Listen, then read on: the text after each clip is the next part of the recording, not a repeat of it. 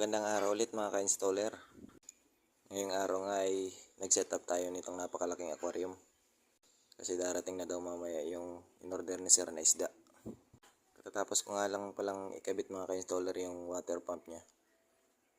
Packet dun sa pinaka-filter niya sa taas. Ayan, tingnan nyo, gumagana na yung water pulse niya.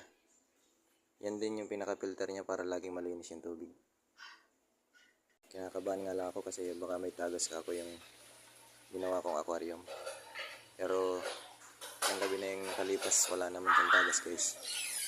Napakaganda niyan tignan, parang may 75 inches na TV lang. Lalo pag nailagay na yung isda.